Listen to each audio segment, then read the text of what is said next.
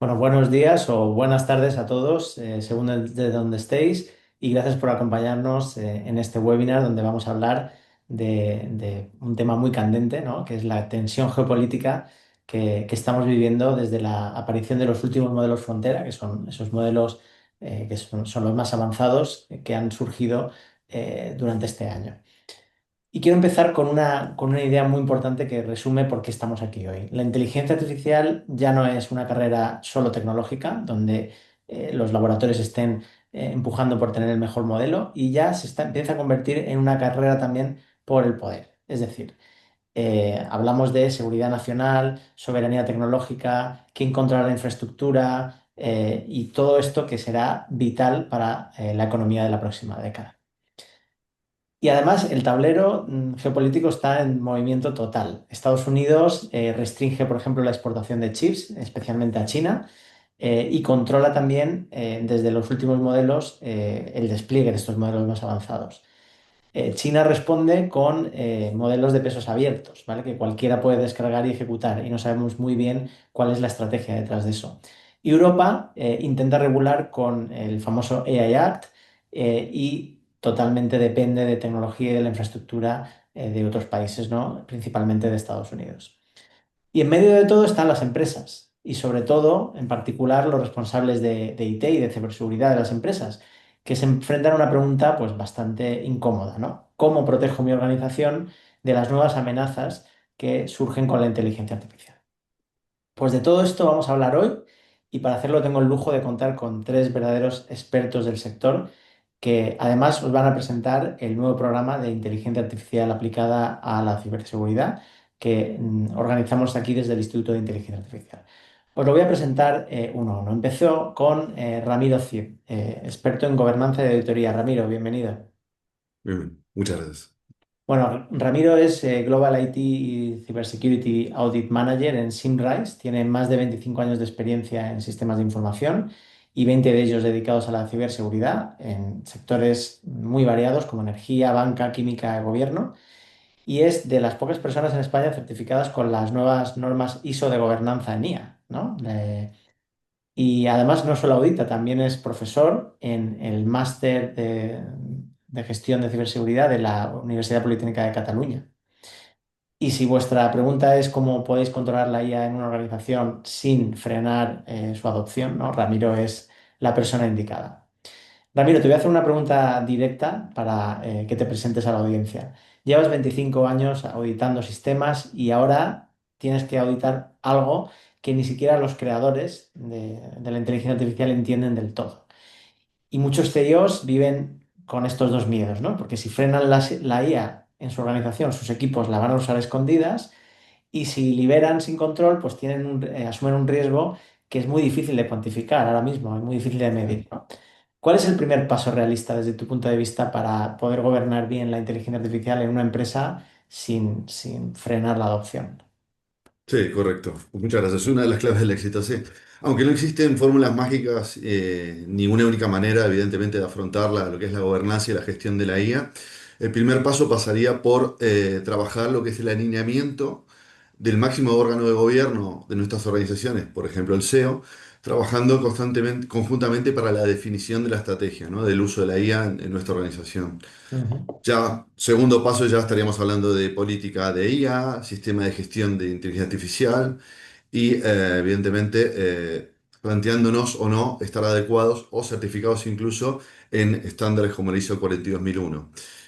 Desde el punto de vista regulatorio, debemos incluir dentro de nuestro baseline los requerimientos provenientes de la RIA, la IA Act, los cuales tienen que estar implementados posteriormente a un análisis previo de las diferentes soluciones IA que tenemos para ver el nivel de riesgo, ¿no? Inaceptable, alto riesgo, limitado, etcétera. Y desde Ujú. el punto de vista de ciberseguridad, y a cabo, existen otros marcos adicionales, como la ISO 23894, que es de gestión de riesgo de IA, la NIST I-101, que es conocida como la Ujú. IRMF, que es de Framework de Gestión de Riesgos, y otros, la SANS Institute o WASP, etcétera, relacionados con tipos de amenazas y ataques. O sea que sí que hay marcos establecidos ya donde poder Muchos. empezar, ¿no? Esa Correcto. tarea tan complicada en el contexto actual. Muy bien, también tengo a Eduard Marín. Eduard es doctor en ciberseguridad por la Universidad de Leuven, que es uno de los centros de referencia mundial en criptografía y seguridad. y hoy lidera el equipo de ciberseguridad, redes y cloud en Telefónica.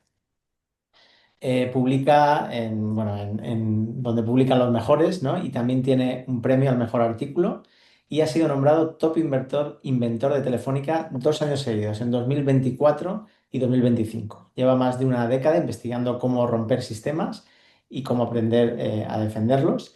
Y si alguien puede decirnos si los modelos de frontera son una amenaza real o no, realmente es él. Por eso te hago esa pregunta directa, ¿no? Este año hemos visto modelos frontera capaces de encontrar vulnerabilidades que llevaban años vamos, sin que nadie supiera de ellas.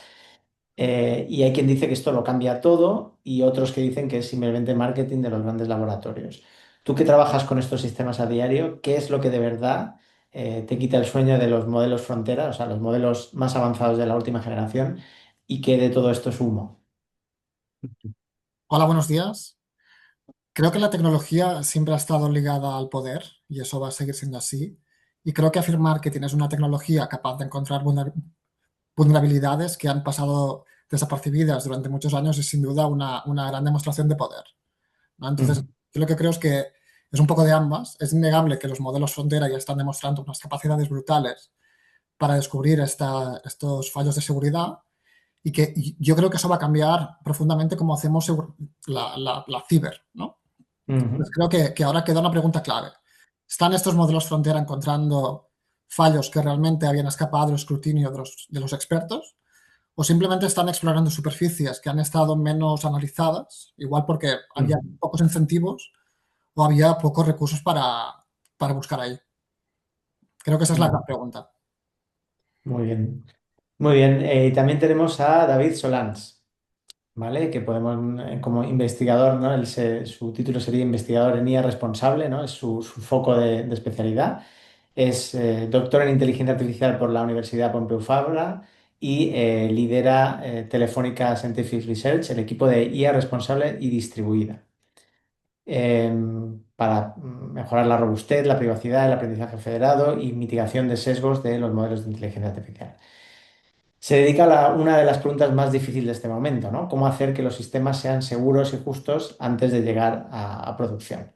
Publica en grandes conferencias como ICLR, de bastante prestigio, y combina esta investigación con la aplicación industrial en una de las mayores telcos de Europa, como es Telefónica.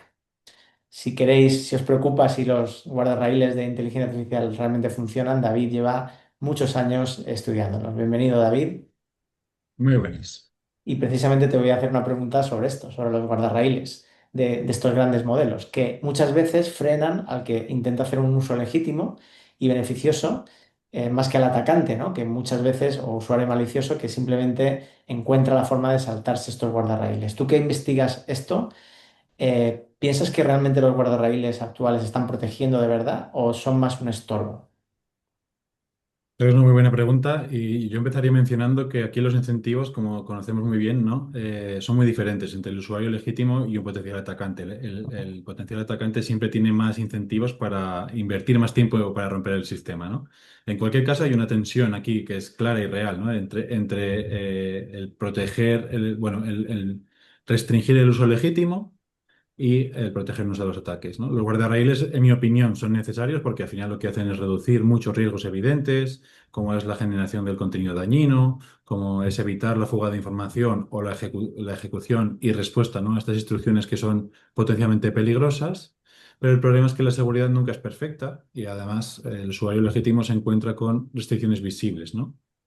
Para mí, yo no concluiría que los guardarraíles no sirven o que son una solución completa, ¿no? Ujú, En mi opinión, siempre dependemos es una capa más dentro de nuestro sistema de protección, ¿no? Hace falta todavía mejores modelos, sistemas de detección de ataques, control de acceso, etcétera, etcétera. Y donde desde luego hay espacio de mejora es en hacer estos guardarraíles más precisos, para que distingan mejor entre lo que es una petición, sí, una petición ujú, legítima para el modelo claro. y una maliciosa, ¿no? Entonces, yo diría no son un estorbo únicamente, se resuelven parcialmente el problema, aunque no consiguen resolver el problema completo por sí solos. Muy bien, luego profundizaremos mucho más de esto, todo esto, todas estas preguntas que hemos hecho estos ponentes de lujo que tenemos hoy en el debate, ¿no? Que hagamos. Eh, Los tres, Ramiro, Eduard y David, forman el claustro de profesores del nuevo programa de inteligencia artificial aplicada a ciberseguridad que hemos desarrollado en el Instituto de Inteligencia Artificial, que está diseñado precisamente para entender y navegar todos los retos que van a tener las organizaciones, y en particular los responsables de IT, durante estos próximos años, ¿no? Con los modelos de inteligencia artificial. Vamos a presentaros el programa y me gustaría que Ramiro empezara diciéndonos por qué hemos creado este curso en el momento actual, en la situación actual en la que nos encontramos. Sí. Bueno, vamos a, igualmente lo que es el formato del curso, voy a hablar después en otro slide que mostramos aquí, simplemente una pequeña estructura para que veáis un poco hacia quién va dirigido, la duración, titulación y horarios. Y en Ujú. respuesta al origen mientras vamos hablando, podéis leer también, evidentemente, si queréis. Respuesta a tu pregunta, Miguel Ángel. La respuesta al Ujú. origen del curso, bueno, puede explicarse en el siguiente slide que voy a comentar ahora, que voy a mostrar ahora, que es, bueno, proveniente del World Economic Forum. Es un informe que analiza en forma anual desde el año 2006 los riesgos del nivel mundial que existen en todo aspecto, ¿eh? No estemos hablando solo de ciberseguridad, riesgo ambiental, riesgo económico, financiero, lo que fuera. Este informe, conocido como la Global Risk Report, que analiza, insisto, todo tipo de reportes de cualquier tipo de vector, a nivel global y claramente está viéndose que hay una tendencia creciente en lo que es la parte de cibergobernanza de la IA. Tanto es así como los informes anteriores del 2024 y 2025, la World Economic Forum ya ubicaba para el ranking de los principales riesgos a nivel mundial en el top 10, en el horizonte de 10 años, las consecuencias negativas de las tecnologías relacionadas con la IA, ¿no? En el puesto 6 de la lista en los principales 10 años. En el último, el del 2026, escaló incluso una posición, que es la captura de pantalla que estáis viendo ahí, donde ya está dentro del top 5 el mal uso o los usos adversos o el impacto del uso de tecnologías relacionadas con la IA. De esta manera, desde 2024 ya no ha bajado de los últimos, de los top 10 de los riesgos globales. Y bueno, también se ve que, como veis, en los que son en verde, tiene que ver la incidencia que no tiene nada que ver con la parte de ciberseguridad, de la influencia del cambio climático, ¿no? Ahora Ujú. vamos a analizar en los próximos slides nuevos modelos, el LLM Frontera, que ya comentamos brevemente antes, especializados en temas ciber, que aparecieron básicamente en los últimos meses, potenciando y pudiendo ser evidentemente utilizados tanto desde el punto de vista lícito como por parte de los ciberdelincuentes, ¿no? A través del uso de estos LLMs y agentes de IA para realizar ataques. Bueno, aquí tenemos un pequeño slide que intenta de alguna manera a alto nivel hacer una revisión de lo que serían ejemplos reales de ataques adversarios que voy a mencionar ahora. Son noticias reales, todas son muy, salvo una, son muy, muy recientes. En el primero, el tema de Probe Injection, que mucha gente conoce, el primer sabotaje algorítmico en un juzgado que se tenga registro fue nada, en 12 de mayo de este año.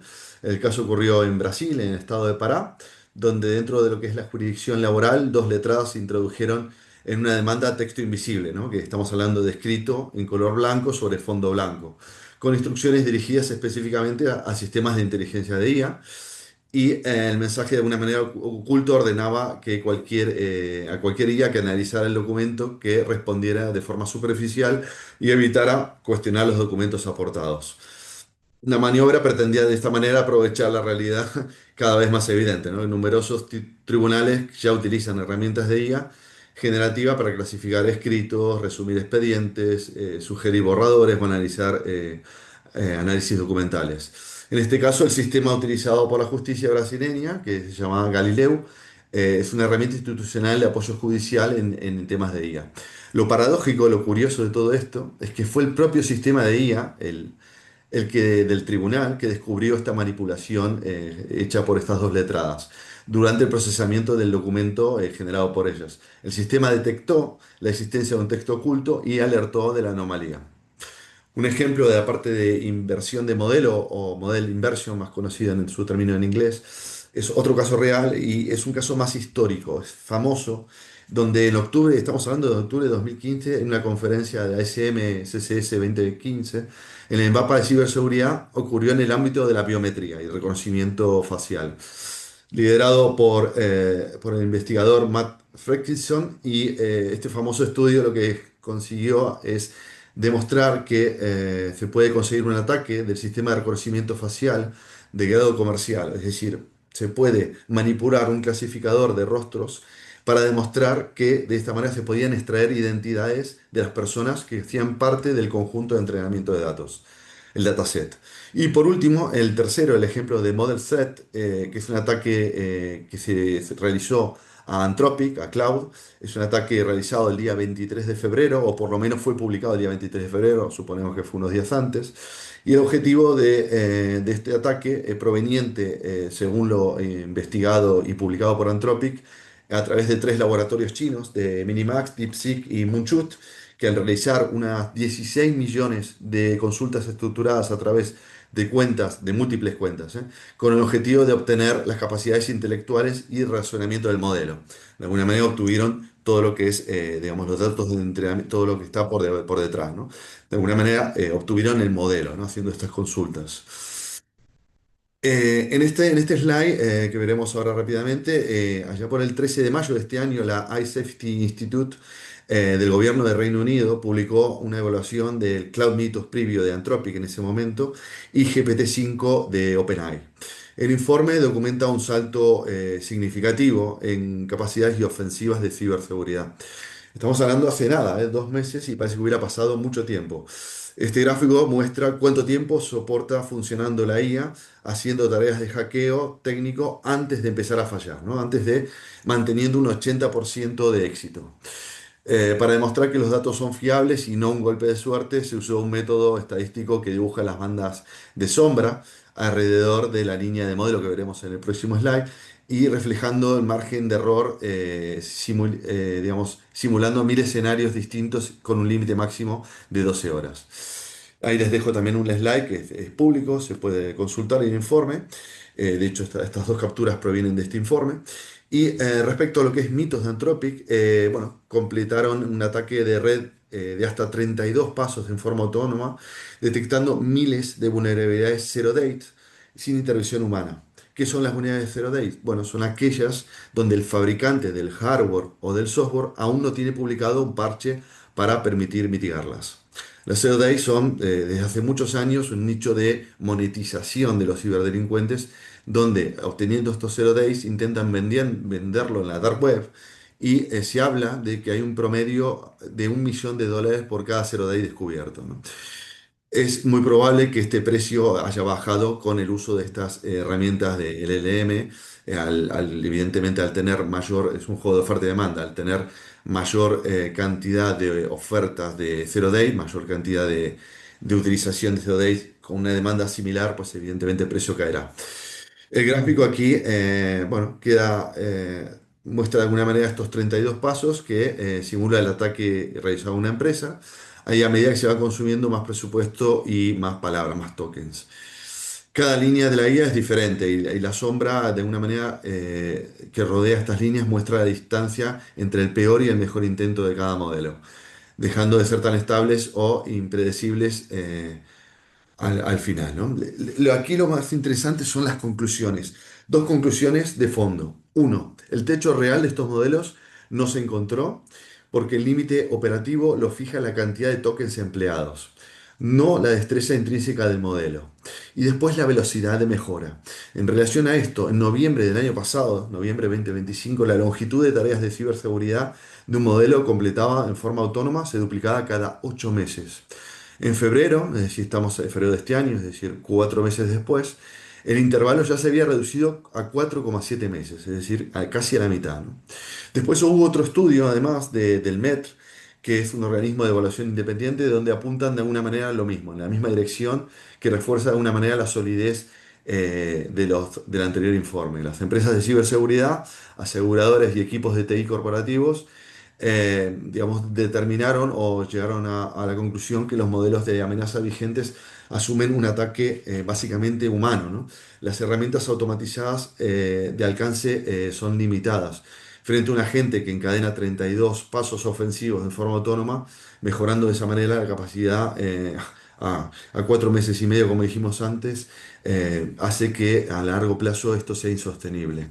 Por eso, lo más revelador es que de los hallazgos de ambos informes, y creo que se queden con esto, que no es tanto el nivel absoluto alcanzado por cada modelo, sino que el techo está relacionado con los tokens, con la capacidad real de procesamiento con el tiempo. Mm. En este sentido, muchos de vosotros ya habéis escuchado, lo hemos mencionado, los modelos de mitos, también no lo hemos mencionado, pero también Fable y demás, pero existen otros. Como veis aquí hay dos laboratorios. El modelo 5.5 de Ciber, que surgió apenas unas semanas después de publicada la primera versión específica de Ciber, la 5.4 de OpenAI, aquí actualizó la arquitectura introduciendo este nuevo modelo que se convirtió en el motor principal de la iniciativa de ciberseguridad corporativa y gubernamental llamada Daybreak. Este modelo tiene capacidades de explotación autónoma y simula ataques a la par que su competencia directa de Cloud Mythos. Después surgió la 5.6 Sol, que se publicó hace nada, estamos hablando del 9 de julio, Ujú. hace una semana, y se dio el salto a la rama comercial, ¿no? Del 5.6. Este LLM hereda gran parte del aprendizaje de seguridad de los modelos anteriores, pero empaquetándolo para el público general.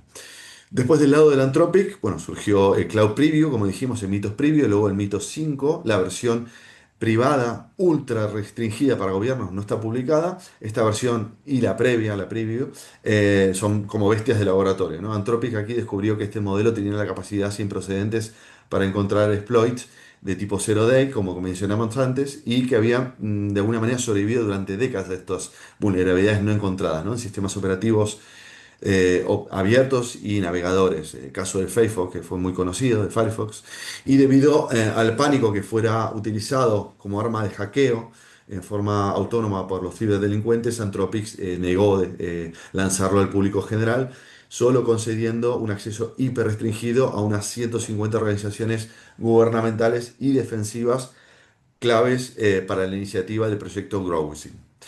Pero como no podían, digamos, dejar de ofrecer un producto de mercado para competir, entre otros, con OpenAI, surgió el Anthropic Fable 5, que es una versión comercial con salvaguardas cibernéticas, lanzando oficialmente a inicios de este mes, al ver que el mercado era increíblemente, digamos, susceptible de recibir este tipo de tecnologías.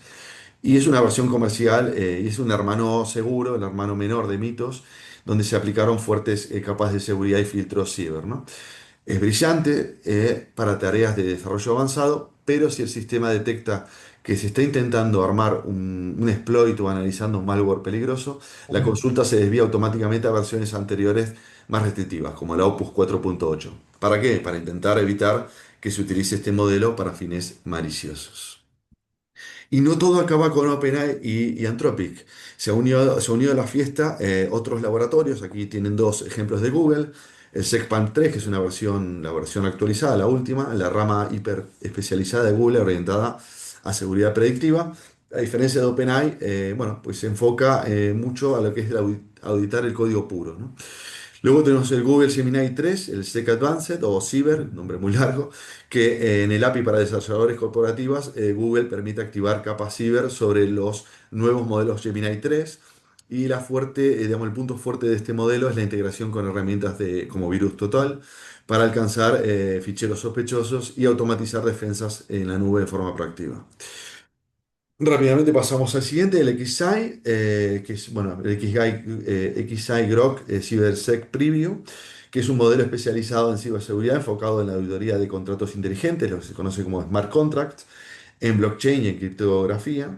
Y a diferencia de Anthropic y OpenAI, que tienen normativas internas de seguridad estrictamente rígidas sobre el código a analizar, en este caso Grok, que no es la excepción, ya lo conocemos, presume de tener unos límites de rechazo bajos, muchos más laxos para investigadores de sombrero blanco, ¿no? La comunidad que se conoce como Web3, lo que permite hacer ingeniería inversa del código que es cerrado con mayor libertad. Y finalmente Microsoft y Meta, en el caso de Microsoft, no entrena modelos base de seguridad como otros laboratorios desde cero, sino que actúa como mayor integrador comercial del mundo, ¿no? Actualmente. La herramienta insignia, que es Microsoft Defensor Copilot, en sus versiones más recientes de este año utiliza arquitectura híbrida y corre bajo motores especializados de OpenAI, como tecnologías de Chap 55 Cyber que vimos antes, pero conectada directamente a todo el ecosistema de sistemas Windows y Azure, ¿no? del planeta, sirviendo de esta manera como análisis de seguridad y automatización digamos, a nivel corporate de las empresas. Y ahora sí, acabamos con Meta. La versión Meta llama 3.1 y 3.2 CyberGuard. Son modelos especializados de código abierto, como no, diseñados específicamente para la defensa de la moderación del contenido técnico. Se utiliza a nivel global para filtrar instrucciones maliciosas y detectar inyecciones de código, ¿no? El Prompt Injection que vimos antes, de escanear APIs y en búsqueda de vulnerabilidades antes que interactúen con los modelos LLM, ¿no? Y vamos acabando ya la parte de presentación, digamos, de la parte de contenido, mencionando y haciendo, de sumando al slide que mencionábamos antes de a quién está orientado este curso. Puede haber evidentemente otro tipo de perfiles. Nosotros creemos que los perfiles pueden estar orientados a lo que pide el mercado, no necesariamente. ¿Y qué está pidiendo el mercado? Bueno, ingenieros de seguridad de Machine Learning, que son básicamente arquitectos con la misión de proteger los sistemas guía de la empresa, encargados de blindar la infraestructura donde corren los modelos y asegurarse de alguna manera que los datos de entrenamiento no estén corruptos y certificar los flujos de trabajo basados en agentes IA, ¿no? Y intentando que estos agentes no abran puertas en la red corporativa. Son de alguna manera la parte de plataforma. Luego, otro perfil que está pidiendo el mercado es la parte de analista de ciberseguridad potenciado para IA, lo que se conoce en inglés como la IT Security Analyst, que es el analista, por ejemplo, SOC, que el SOC es el Centro de Operaciones de Seguridad y que está evolucionando, ¿no? Este perfil no analiza sistemas alertas de forma manual, como se hacía antiguamente o actualmente, sino que pilota herramientas de IA de frontera, los LLM frontera que hemos visto y otros, modelos de ciberdefensa de Google, de Microsoft o del laboratorio que fuera, para realizar de alguna manera triajes, ¿no? Filtros masivos de incidentes, traducir códigos malware complejos al lenguaje natural en segundos y automatizar respuesta en ataques en tiempo real también. Luego tenemos otros perfiles que está pidiendo el mercado, la parte de Red Team, Red Teamer de IA, hacker ético de modelos, el atacante legítimo, ¿no? El atacante de guante blanco, su trabajo consiste en intentar corromper, engañar, romper la IA desde el punto de vista de la organización antes que lo hagan los ciberdelincuentes. Son pruebas en laboratorio, utilizando técnicas avanzadas para forzar fallos de seguridad, descubrir sesgos peligrosos y medir la ciberresiliencia de los filtros de seguridad, ¿no?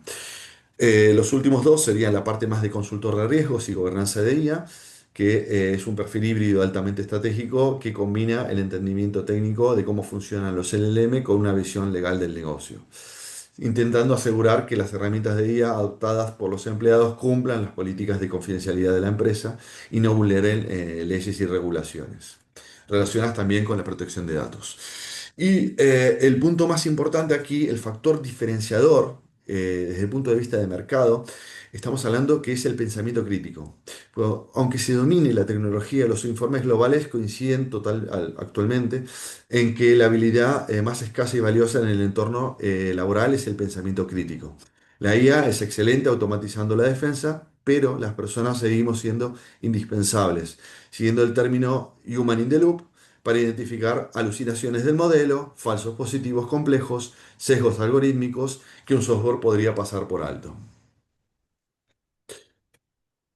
Ahora tú, Miguel Ángel, no sé si quieres ya presentar el módulo uno y luego continuamos nosotros. Sí, bueno, este es el programa que hemos diseñado para el curso de ciberseguridad.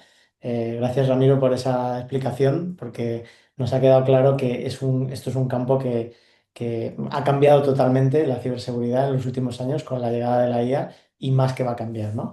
Entonces, bueno, para empezar en el módulo uno vamos a hacer lo que hacemos siempre en el Instituto de Inteligencia Artificial, es contar los fundamentos de la inteligencia artificial porque creemos que cualquier profesional debe de conocer lo que hay por debajo, la tecnología que hay por debajo, para que no piense ni que es un ente capaz de hacer cualquier cosa, ni que tampoco piense que no sirve para nada, ¿no? Que donde esté un humano, pues que fuera la inteligencia artificial. La inteligencia artificial es una nueva forma que hemos creado de generar inteligencia en el mundo. Tiene muchas limitaciones, por supuesto, pero tiene otras áreas donde brilla muchísimo y la colaboración con el humano es aquí fundamental. Entonces, en este módulo vamos a entender lo que hay por debajo para que esa colaboración sea lo más fructífera posible. Exacto. Siguiendo el módulo 2, 2, 3 y 4 lo daré yo. Bueno, aquí en el módulo 2 veremos cómo una política de buen uso de la IA, la gobernanza y la gestión de la IA, haciendo referencia y analizando los puntos más importantes de los estándares y las buenas prácticas, nos sirven a ello.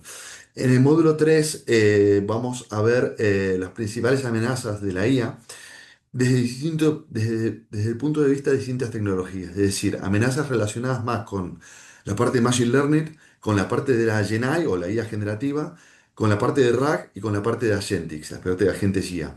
Veremos marcos de gobernanza relacionados con el análisis de estas amenazas, sus escenarios, las vulnerabilidades asociadas y los controles a implementar para reducir el riesgo. Y el último módulo que veréis conmigo es el 4, que aquí veremos los marcos de gestión de riesgos de la IA provenientes de la ISO, de la NIST. La NIST es como la ISO a nivel estadounidense, tiene muy buen estado del arte. Y luego marco holístico de Gartner llamado el iTrims, que también es muy interesante y lo vamos a ver en este módulo. Continuamos contigo, Eduardo.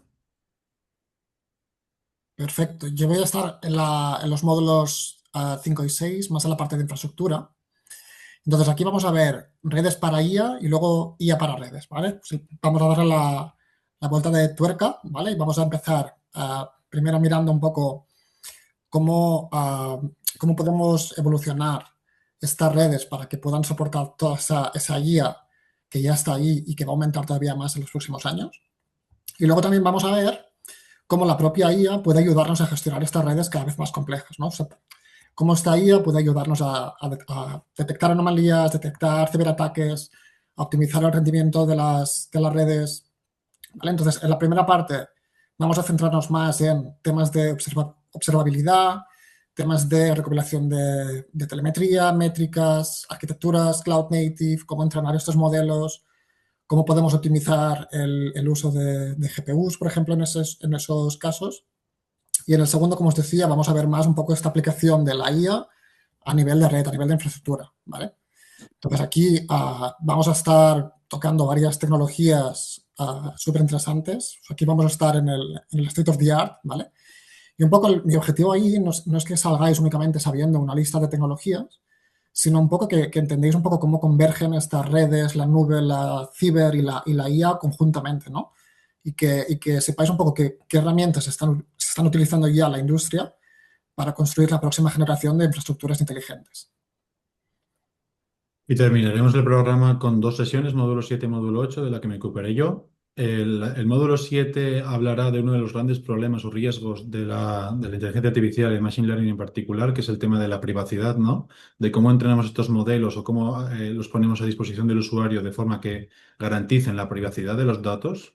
Antes Ramiro, al principio de la sesión, explicaba varios casos, varios incidentes de ciberseguridad donde atacantes capacitados eran capaces de reconstruir datos de entrenamiento, que sabemos que a nivel empresa, desde luego, puede ocurrir una catástrofe o poco menos una catástrofe si esto se da.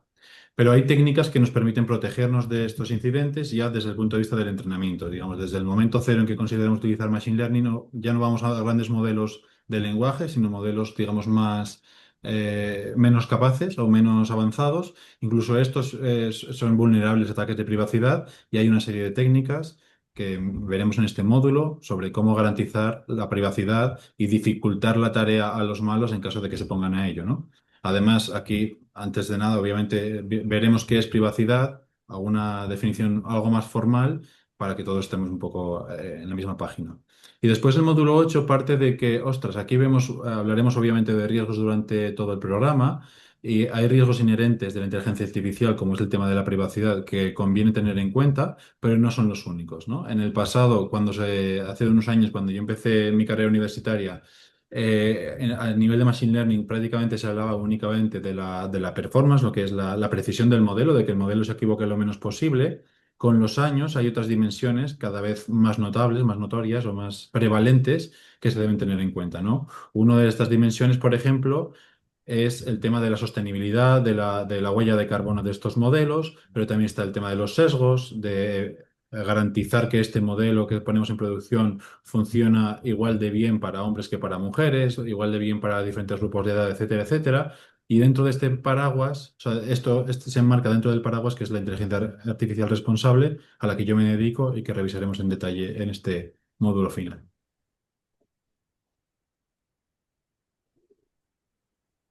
Muy bien. Pues entonces, aquí veis el cronograma, siguiendo un poco lo que habíamos visto en el slide anterior.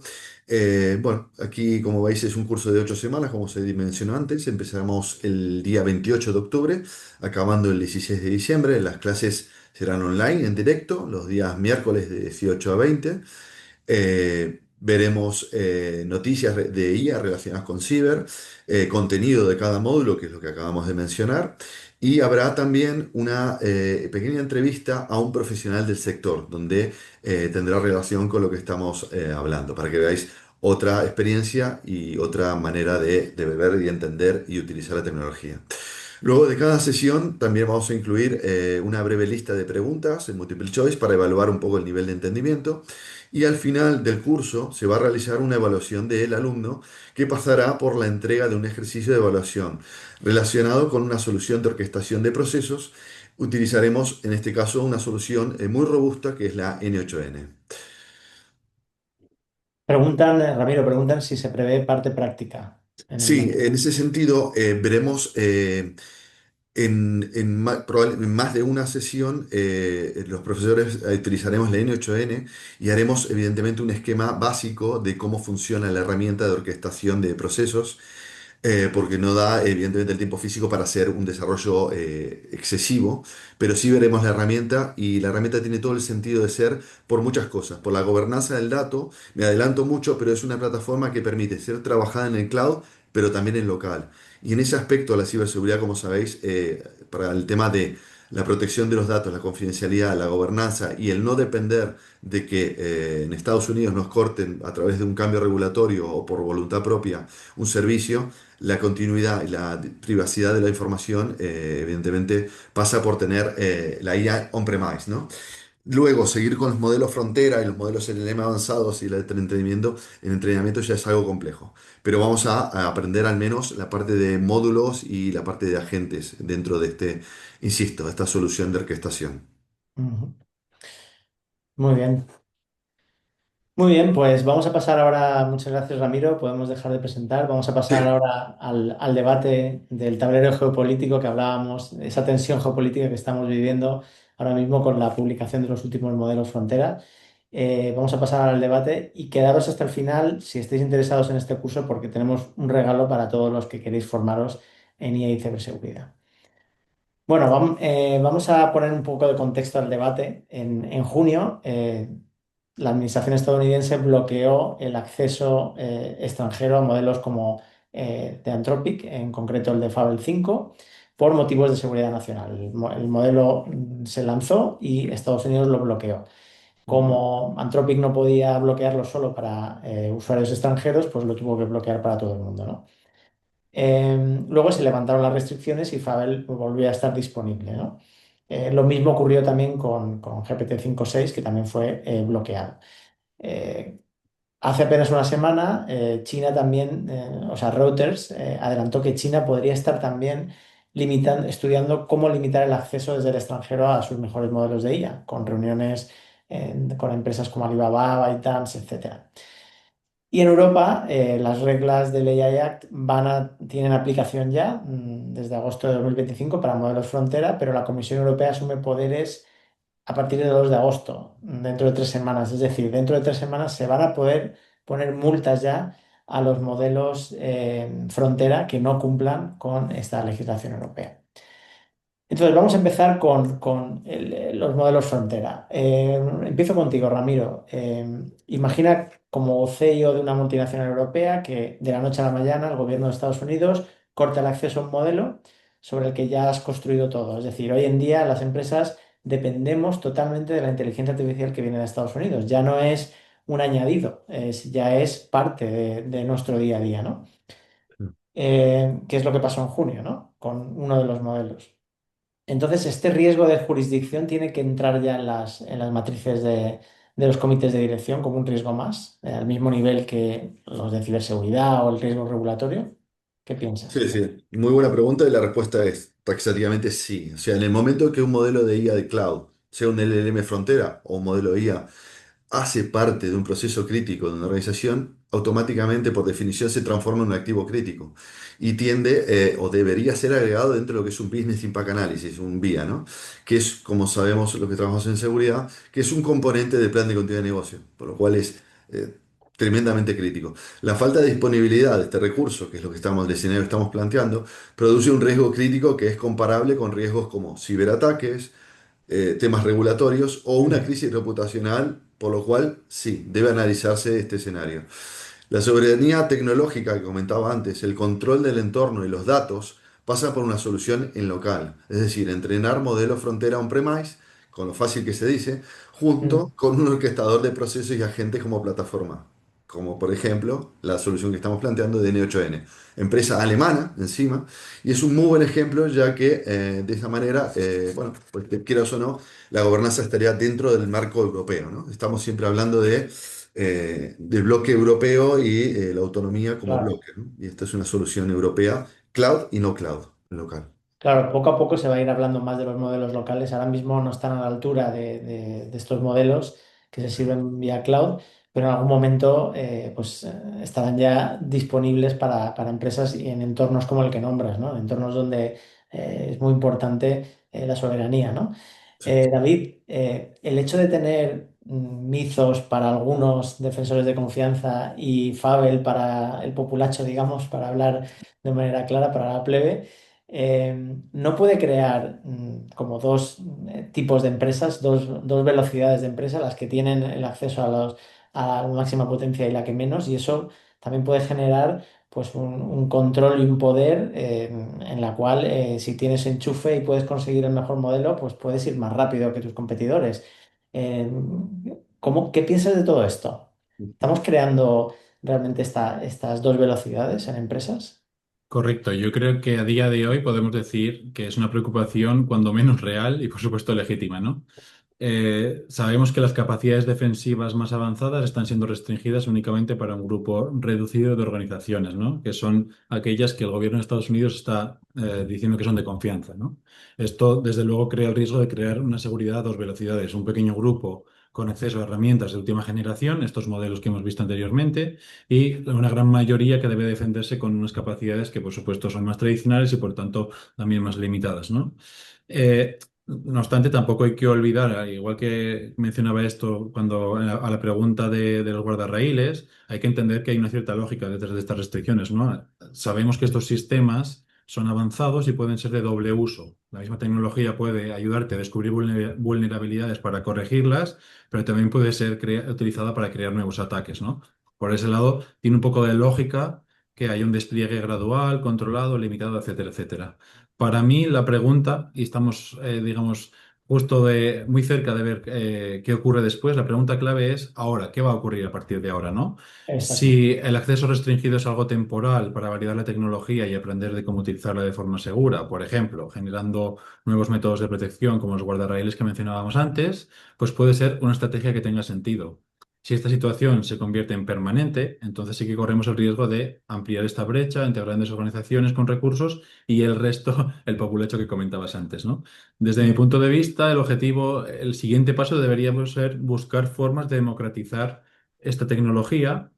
También porque es al beneficio de todos, ¿no? Lo que no tiene sentido es que tengamos pequeñas empresas que pueden ser vulnerables dentro de nuestra cadena de suministro y esto pueda convertirse en una puerta de entrada a los atacantes al resto de organizaciones, ¿no? Entonces, en mi opinión, hay que avanzar más hasta en esta segunda línea, no tanto elegir entre proteger unos o proteger a otros, sino buscar la forma de democratizar la tecnología para que todo el mundo esté lo más protegido posible. Sí, algo desde luego muy complejo, ¿no? En la situación que actual, ¿no?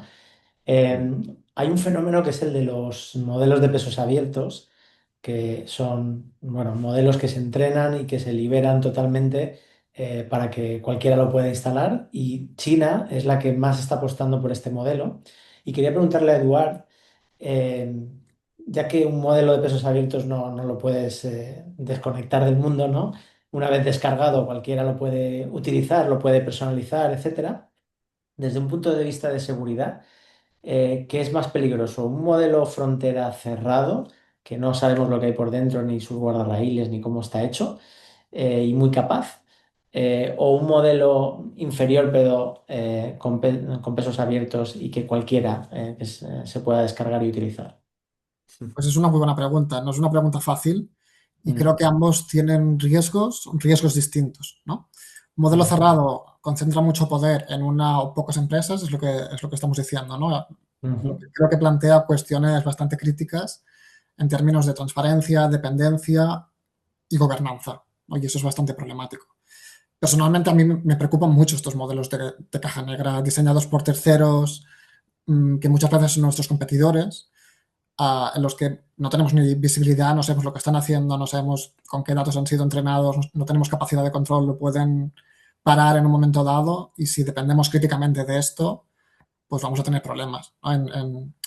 En ciberseguridad en general, a confiar plenamente, ciegamente en una tecnología que no podemos inspeccionar, no podemos auditar, no podemos entender perfectamente, nunca ha sido una buena estrategia. Lo hemos visto con mm, criptografía y lo hemos visto con otros temas, ¿no? El ujú, modelo abierto es lo que defendemos desde los expertos un poco en el ámbito de la ciber, ¿no? El tema es que aquí no es un modelo abierto completamente, ¿no? O sea, nos vienen los pesos abiertos, pero no sabemos con qué datos han sido entrenados. O sea, no es un modelo abierto ujú, 100%, ¿no?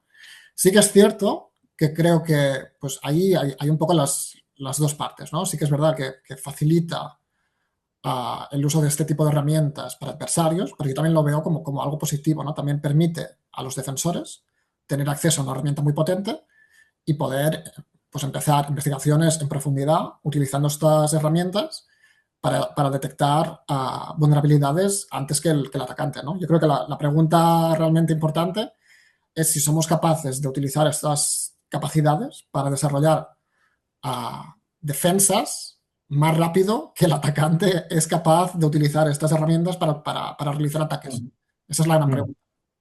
Sí, Muy sí. bien.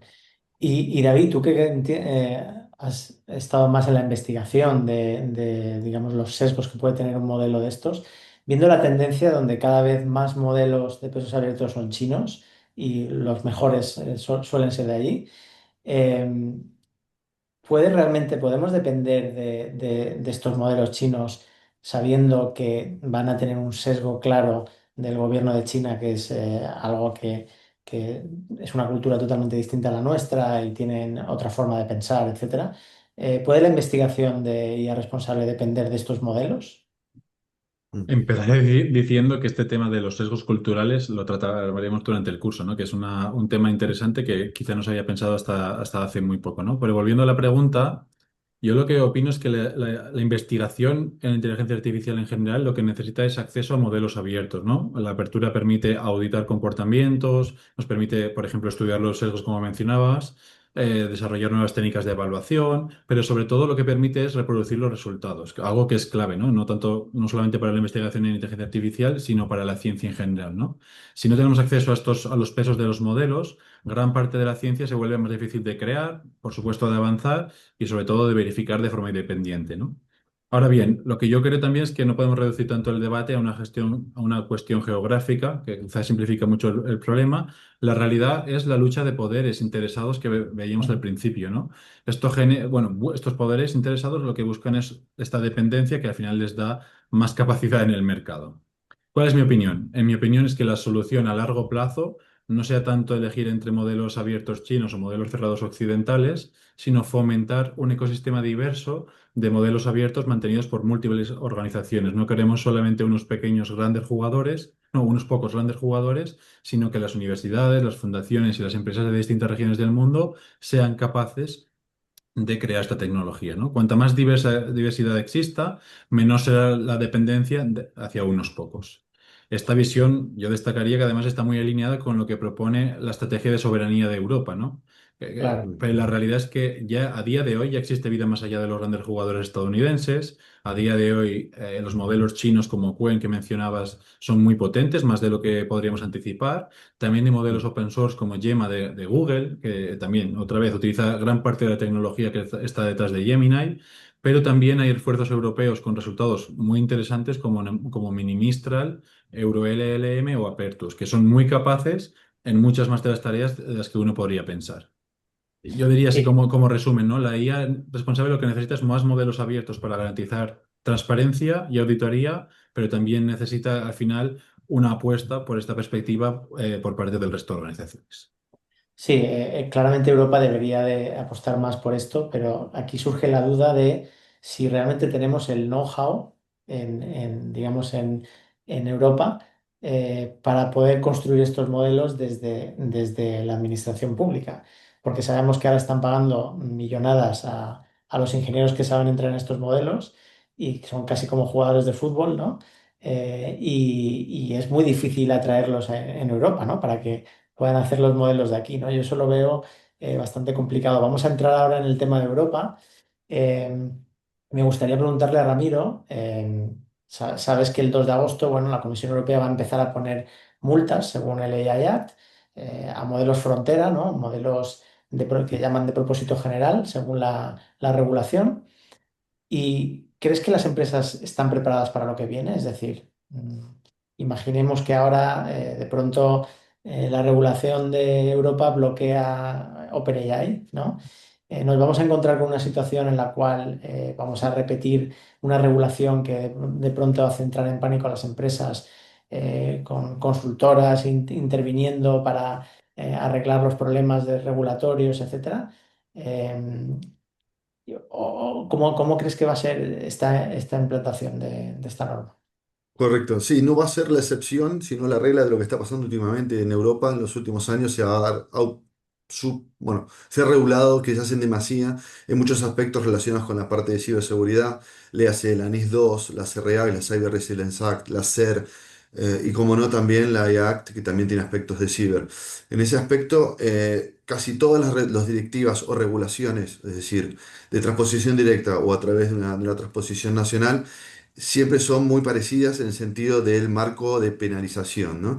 Y también tienen fechas concretas con hitos intermedios.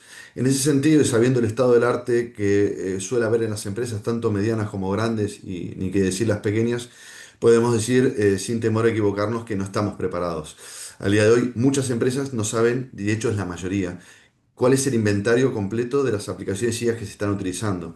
Sin tener el inventario no podemos hacer un análisis de riesgo. Sin hacer un análisis de riesgo no podemos implementar controles. Por lo cual no puedo mejorar lo que no conozco. O sea que en ese sentido se puede esperar muy probablemente cambios de fechas como ya hubo con la IACT en algunas instancias y se va a dilatar probablemente y hasta cambios incluso de la propio reglamento. Es muy Mm. esperado, es muy probable. Sí, vamos a ver las primeras aplicaciones del reglamento o los primeros impactos del reglamento en las empresas europeas, que al final es lo que nos importa, ¿no? Exacto. Eduard, vamos a hablar de otro tema que preocupa y mucho en Europa, que es el tema de la soberanía, ¿no? Prácticamente desde la llegada de Internet en Europa hay muy pocas empresas tecnológicas, ¿no? Dominantes a nivel mundial, ¿no? Y con la inteligencia artificial pues está pasando un poco parecido, ¿no?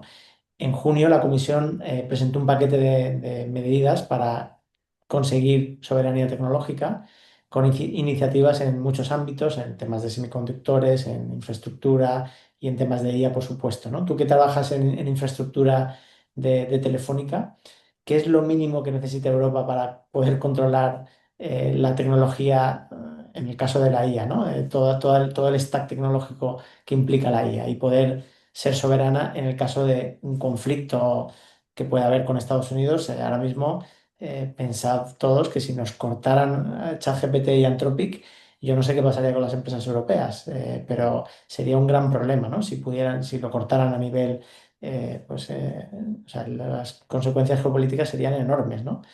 ¿Qué necesita Europa? Y llegamos a tiempo, tenemos tiempo para resolver este potencial problema de futuro. Yo creo que esa es una gran pregunta y creo también que Europa lleva años hablando de soberanía, pero que todavía no se lo ha creído de verdad. Yo creo que si de verdad hablamos de soberanía tecnológica, de verdad, de verdad, de verdad, creo que implica tener el control sobre toda la cadena de valor, de extremo a extremo, ¿no? Se incluye el hardware, desde los chips, las GPUs, las CPUs, toda la infraestructura en la que se realizan estas computaciones, como el software, ¿no? Incluyendo los modelos de IA. Tenemos ejemplos, o sea, somos más buenos en la parte de software que en la parte de hardware. Creo que ya hay iniciativas, por ejemplo, en el BSC en Barcelona, en la que ya Ujú. se están intentando crear modelos abiertos, pero en temas de hardware creo que vamos muy por detrás, ¿no? ¿Llegamos a tiempo? Me gustaría pensar que sí, pero sí que es verdad que veo que vamos por detrás y veo que recuperar ese terreno no va a ser un camino corto ni fácil. Va a requerir años de mucha inversión. Creo que el talento ya lo tenemos y creo que es una inversión bastante, bastante potente, ¿no? Entonces, bueno, creo que ese es un punto clave y creo que si se quiere hacer hay que empezarlo a hacer ya. Es ahora el momento. Muy bien. Muy bien, pues vamos a ir con alguna pregunta que tenemos aquí de los asistentes.